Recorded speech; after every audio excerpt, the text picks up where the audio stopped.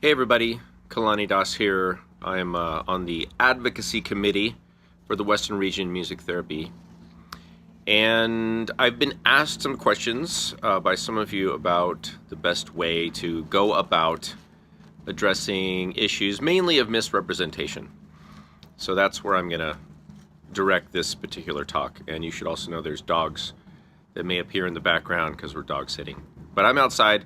It's early February 2018, and it's just like a beautiful day. So, speak of the devil,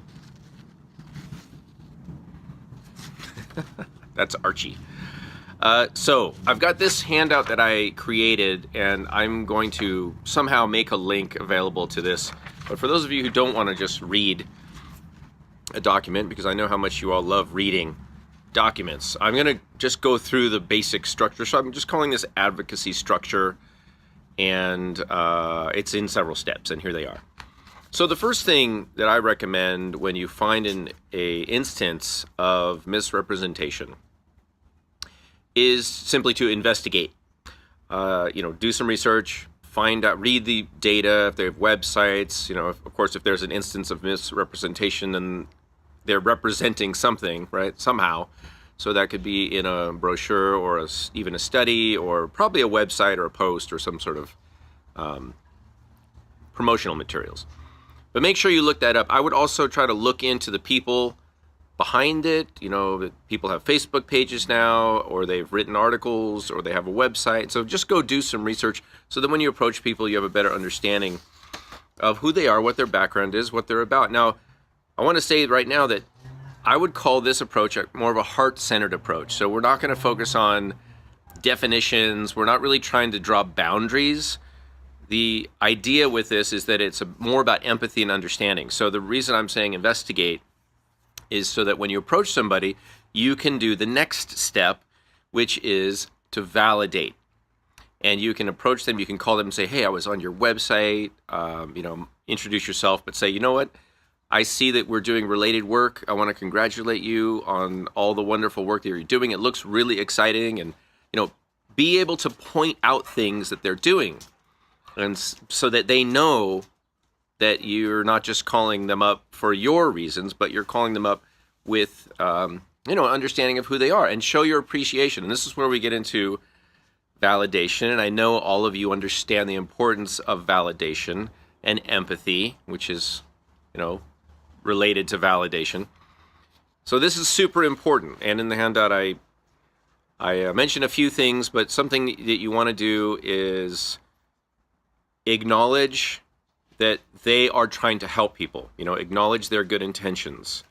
This is also about establishing rapport. It's about the ISO principle. It's about a lot of things that I know you already get.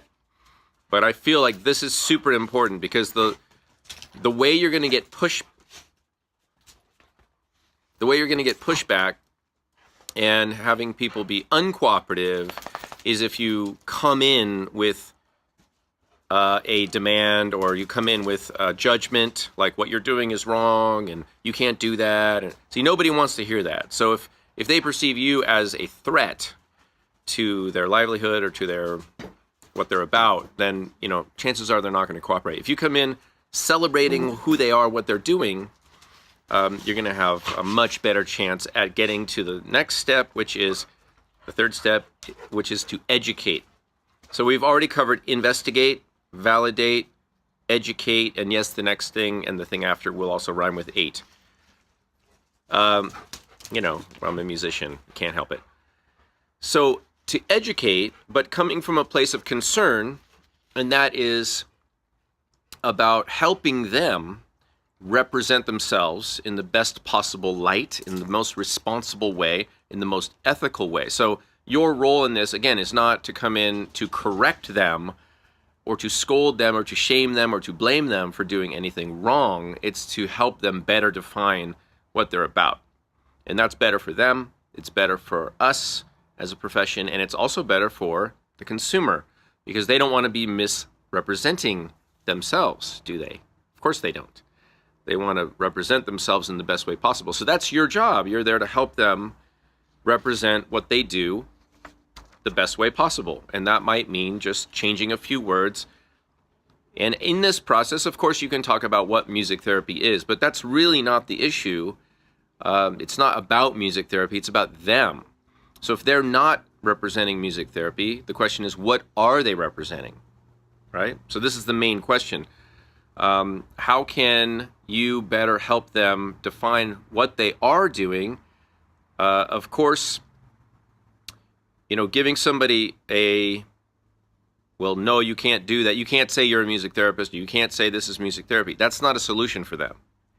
So you need to come in with viable options and solutions, right? So probably something like recreational music making or beneficial music making or therapeutic music making would be a great fit. And you can just help redirect them in that way. Better define what they're about. Step number 4, initiate. So initiating a plan, getting concrete objectives in place. And you all know how to do that. So I would only recommend that you engage them in that process, right? Just like a therapist. It's not about you telling people what they need to do. It's about you helping them discover and clarify and define what they can do, what they would like to do. But that idea needs to come from them, right? So you can kind of be like the what is that? The king's advisor, right? They're the king or queen. You're the advisor. You need to help them come up with the idea that they think of that's going to help. So you could ask them questions, and I've got these written down in the handout. Something like, how can we best support each other while making sure that we're representing our services accurately to the public, right? Or what changes do you think would help clear up any possible misrepresentation? Let them answer the question. So let them give you the answer to what are you going to do now. Make sure you get some objectives that are clear and SMART, of course, specific, measurable, achievable, relevant, and time-oriented. And then the last thing, step number 5, celebrate. And what I mean by that is celebrate with them that you've found a solution, you're working towards something, that you met, that you talked, that you now know each other. Really reiterate the validity of what they're doing and let them know that you're there to support them. You're not just there from another outside profession. You're there as part of the continuum of musicians, of music-based services. They might be right next to music therapy. They are not music therapy, but they might be your neighbor to music therapy, like people that, visit schools or hospitals or different situations where musicians do work with sensitive populations and help people's lives, and it's beneficial, right? It's not music therapy, but they are our neighbor.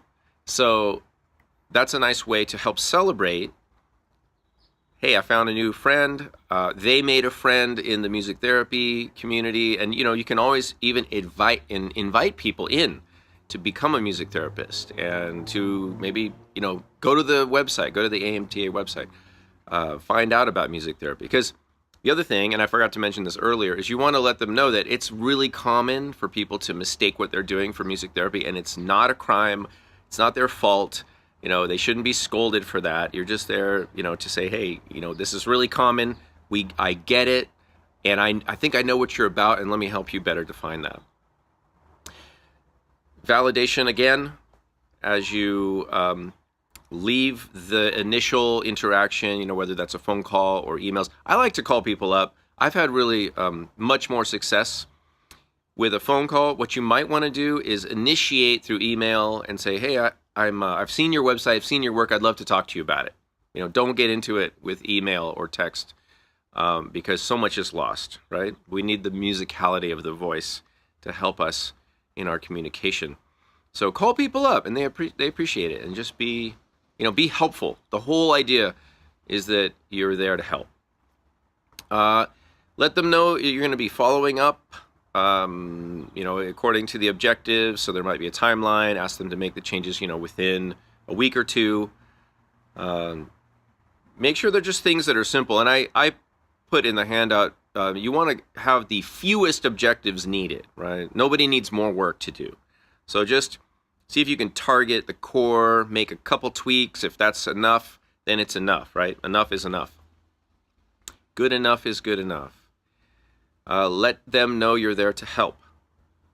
Tell them that they can consider you part of their support network, If you're in the local area, which you may be, because our policy is that the music therapists that are local to the people with whom the issue is, you're on the front lines, you're the local contact. So if you're having trouble, then you would throw it down to me, the regional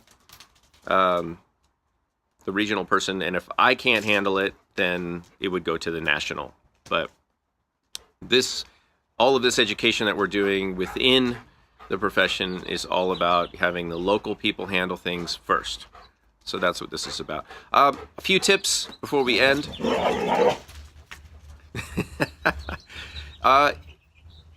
People may want to debate. You might get some pushback if they. Like I had one gentleman say, well, I've been doing this for 20 years. I've been in schools. I've been working with special needs kids. And I've been doing music therapy for 20 years. I know what I'm doing. And, I don't argue. I just listen. I listen and I say, I understand how you feel. I get it. I know. I don't deny that you've been doing all that. This definition is really out of my hands. I don't make up the rules. So, you never want to let things get personal. It's not about like in that instance, it wasn't about my opinion of what he's doing or not doing. I'm just there to deliver information and help him find an answer. Focus on helping them. You want to answer the question, what can they call what they're doing, right? If it's not music therapy, what is it? If you're really getting some pushback, help them by directing them to the AMTA website and then offer to answer any questions or clarify anything to the best of your ability after they've visited the website. Say, well, I'm going to send you a link. Please just go read up a little bit and then let me know. Or let's talk tomorrow after you've had a chance to read up on music therapy. And then lastly, if they insist on, if they're really hell-bent or if they feel like they have to be able to say they're offering music therapy, or if they just want to offer music therapy, then give them some ways to do that. You can say, well, you can work with a music therapist. We could look into supervision. Give them a solution so that they can do what they want to do and help people. All right. I'm trying to help you guys, and I'd like to ask you all to help me right now. This is just an initial structure that I've outlined. What I'd like from you is to give me your feedback and ideas. If you'd like to contribute any anecdotes, success stories, I would love to hear them. You can email me at kalanidas@gmail.com. The sooner the better. This is February 2nd right now, 2018. I'll be presenting and presiding over some discussions on this topic at our Western Regional Conference at the beginning of March. So if you could get back to me by, say, mid-February, that would be fantastic. If you're seeing this after mid-February 2018, that's okay too. Thanks for watching. I thank you. The dogs thank you. And I'll see you guys soon. Thanks for watching.